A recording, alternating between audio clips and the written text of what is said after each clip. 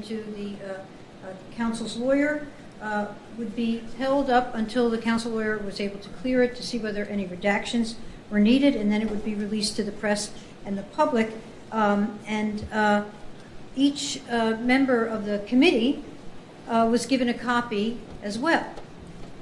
It was a hard copy. It was marked confidential. It had watermarks on every page with the council member's name on it. There was no confusion among my colleagues about the fact that this would be confidential and remain so until the council had cleared it. And nevertheless, a member had to be a member because only the members got it, and the council received copies. So we were in this very sort of, what shall I say, ironical situation of a member of the council behaving unethically, releasing this confidential report about a member behaving unethically. So I just want to apologize to the other members of the media who may have been disadvantaged and treated unfairly by the fact that it was leaked to one member. So we have this press conference now because I wanted to respond to that disclosure. But first, and procedurally, the full report has just now been cleared by the general counsel, and we're going to make it available to you right now. And so we're going to pass out copies to you right now.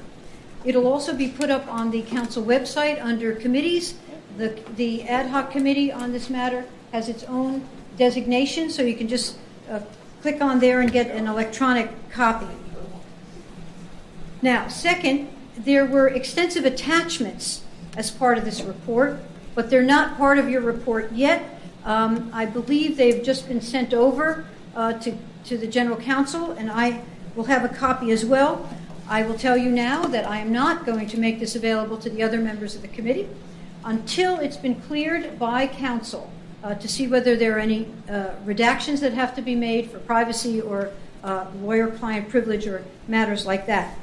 Given what's happened, I think it's best that we just wait until it's cleared by counsel and that nobody gets a certain advantage. I also understand that Mr. Evans will be providing a rebuttal to the report, which I believe he told me is running to 40 pages. I have not received that yet, and I don't know where that is exactly. I should tell you, however, though, that the lawyers gave Mr. Evans a draft copy of the report over the weekend for him to look at and be able to craft his response. This was part of an arrangement, I guess, that the lawyers made with Mr. Evans when they interviewed him. He was cooperative. He came, I think, 4 times, and they said that they would give him that opportunity, which they did. The committee will meet on Tuesday, November 19th at noon, or immediately following the legislative session of that day. And at that meeting, I expect that the members will publicly share their responses. I mean, you all may get responses from them prior to that, I'm sure, but, share their responses as a group and also with the public, because that will be open to the public. And then we will have also the lawyers who prepared the report available, that they're willing to come, so that the members of the committee can ask any questions of them about, what they looked into, how they went about it, and so on. They have identified a couple of areas where they suggest that maybe further investigation might be warranted. I don't know how we're going to respond to that. They also identified obstacles to their ability to get full information. Apparently there were a number of people they wanted to speak to who invoked the Fifth Amendment privilege against self-incrimination, and then there were some other limitations. You'll see all of this in the report. Now, once we have that meeting with the lawyers, the investigators, so to speak, and the drafters of this report, and we get out our views, thereafter we'll have another meeting. I do not have a date for this yet because I want to see what the view of the group is about whether there should be further investigation. But in any case, we will have another meeting solely devoted to inviting Mr. Evans to come in and talk to the committee. If he chooses, he does not have to. I believe he does want to, though. And it will also give the members of the committee the opportunity to put questions to him. He will have gotten, by virtue of getting this draft report ahead of time, by virtue of being invited to come in and speak or to make any submissions that he wants, what I think is a full due process opportunity to respond and also to interact with the committee with any information that he wants to provide to us. The meeting with Mr. Evans, I anticipate, as with the meeting of the committee to look at the report and talk to the lawyers, will be open to the public and completely available.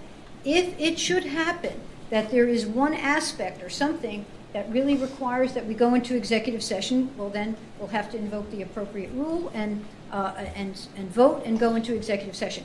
It is my intention. I have no intention to close any part of these hearings, any part of these meetings of the committee. So I expect it to be open from beginning to end, but I just have a caveat. The members of the committee have it available to them to vote and to make a case if there is one to be made. And then finally, we should have one meeting, maybe two, I'm not sure, where we will discuss all of the materials that we have, and they're now going to be rather voluminous. We're going to have the report that you now have. We're going to have the supplementary materials, which I'm told, is quite extensive. We're going to have the binder that I gave all members, which includes the WMATA report, the Bega settlement with Mr. Evans, and perhaps we're going to have some other items. I want the committee to have a full and complete opportunity to look at all of this, read all of this, weigh it, and then come together and decide what our recommendations are in connection with the case. Now, as to the substance of the report, you can see it yourself. The report identifies 11 particular instances of repeated failures to comply with basic ethical duties. Among other things, Mr. Evans was paid apparently large sums of money to be available, quote unquote, available to clients and to take actions benefiting them. Now, whether they would have been taken by Mr. Evans anyway, whether they served the public interest, if somebody wanted to argue that, is not the point. All of that is irrelevant.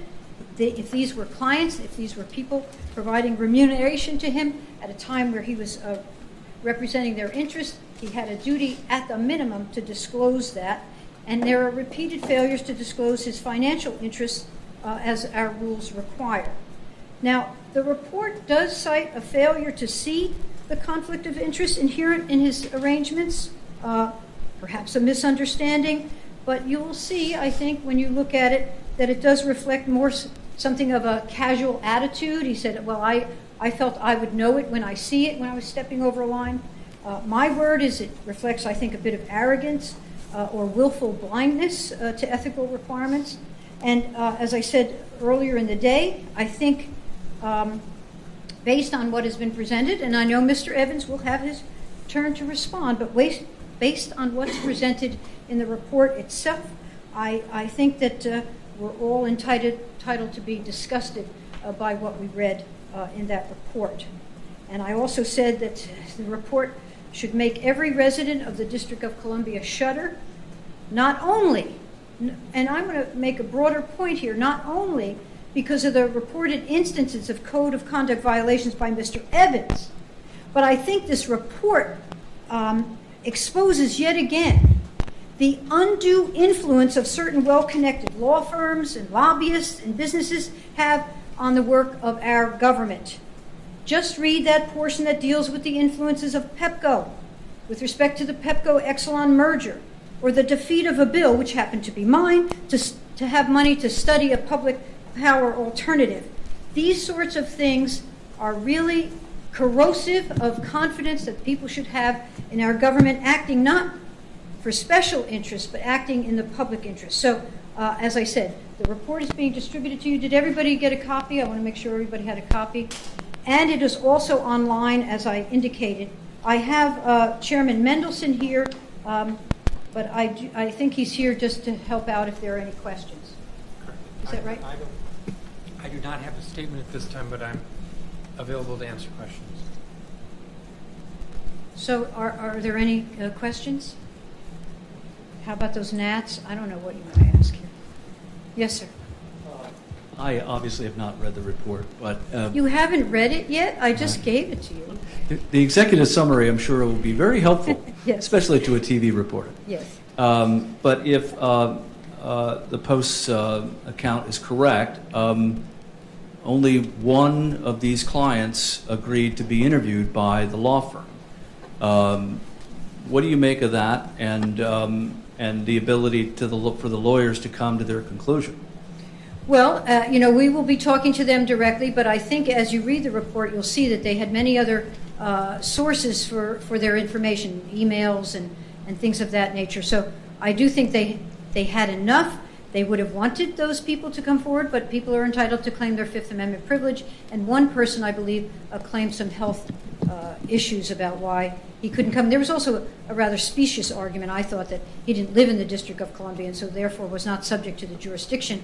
But in any event, it was frustrating. These are obstacles that can be thrown up in the way of conducting an investigation. I've conducted a number of investigations on behalf of the council, and sometimes you encounter that. And it really creates a difficulty because even though you have subpoena power and you might want to go into court to enforce the subpoenas, it's not something that can be done necessarily very quickly, and it could really frustrate your ability to move forward. So I believe, and we'll hear from the lawyers directly when we have that meeting, I believe that they felt that they had enough by virtue of the other evidence that they had in front of them.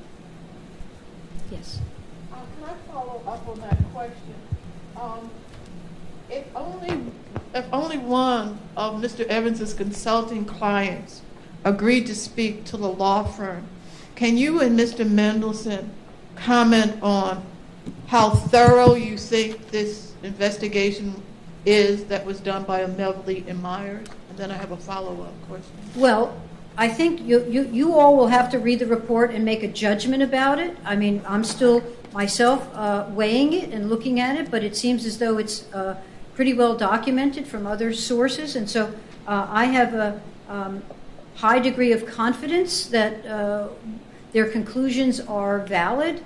And really, one of the things that gives me some confidence is that I believe Mr. Evans appeared before them for many hours, 4 times cooperatively, and it wasn't that he disputed some of the things that are in there so much as he said, I didn't think they were violations. So it was his sense that he didn't step over a line. In fact, he said, well, I didn't do anything that I wouldn't have done for a constituent, or I did something because I thought it was in the public interest. As I mentioned at the outset, that is irrelevant. It's whether you have a client, somebody who's giving you money, and a lot of money was given, unclear exactly what his work was other than to facilitate actions on behalf of these clients. What were the deliverables, as the report asks? So even out of Mr. Evans' own testimony, you have corroboration of the underlying facts. What he disputes, I think, primarily, and we'll see more, he's entitled to his submission, is his interpretation about whether what he did do was a violation of the Code of Conduct. Can I just follow up on that? The council revisited its initial decision to engage the law firm and passed legislation regarding subpoena powers. Is that still an option on the table, or do you believe that the going to Superior Court is not going to be necessary in terms of completing this investigation? At the moment, I would say I have to reserve judgment on that until I get a better understanding of the reaction of my colleagues. Yes. How much of what you just heard, Mr. Chairman, do you share? Can you give us any of your thoughts? I think my impressions or conclusions are very similar to Councilmember Che's. I will say this: when you look at the report, you're going to see that it's quite thorough. And one of the points that we made, Councilmember Che and myself, when we met with the lawyers a month or so ago, was that we wanted to make sure that they turned over every stone or did everything they could to turn over every stone. So this kind of picks up on what Dorothy Brazil asked. The council could go into court to enforce a subpoena against somebody who's indicated in writing that they're going to take the Fifth Amendment under the Constitution, but then they'll take the Fifth Amendment under the Constitution. And when you read the report, you're going to see that as Councilmember Chase said, there are other sources for the conclusions that there were 11 specific violations of the Code of Conduct. There are actually more than 11 because there's some other violations, such as a disclosure that's not part of the 11. It's possible that if we took another couple of months, that instead of 11, there might be 21.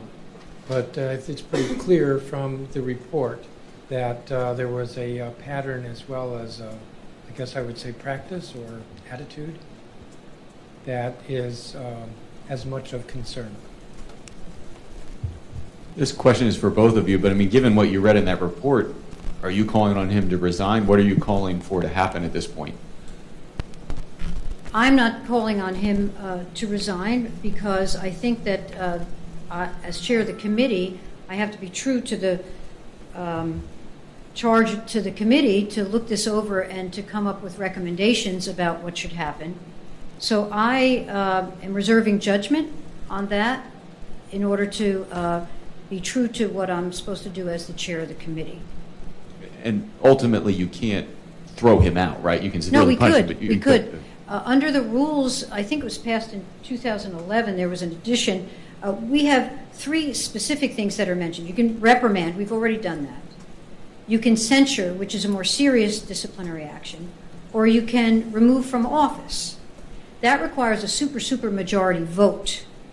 But the committee is going to operate on a majority vote. So whatever recommendations we send to the full council, and it's kind of awkward because in a sense we are the full council, but our recommendations to ourselves could include that because the law provides for that. In addition, there may be other ancillary things that we might recommend. For example, I had moved at the last meeting of the council before summer recess that Mr. Evans be taken off of all committees, have no committee work, but that failed by a 6-6 vote. One member of the council was absent, and it failed for one of a majority, 6-6, so it didn't get over that threshold.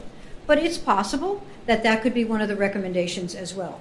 Whatever else, other members might decide on, I don't know yet. We haven't had that kind of a robust discussion or any discussion about recommendations as such to this point. But those are the options. And again, I regard my obligation to run to the committee to enable them to take into account all of this information. And there's a lot of it, which is why I'm leaving these days between now and when we next meet, for everybody to have an opportunity to have a thoughtful analysis of everything in front of them, and also to talk to the lawyers, also to hear from Mr. Evans, and then come together and make some determination. So that's where I am. That's where I am now. I want to preserve the opportunity for the committee itself to vote on what its recommendations are.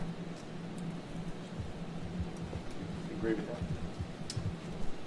What are you asking me? I agree with everything. You're not calling on him to resign at this point either, is that correct? I will say this and only this. I have spoken with him about it. About resigning? Yes. You call on him to resign? That's all I will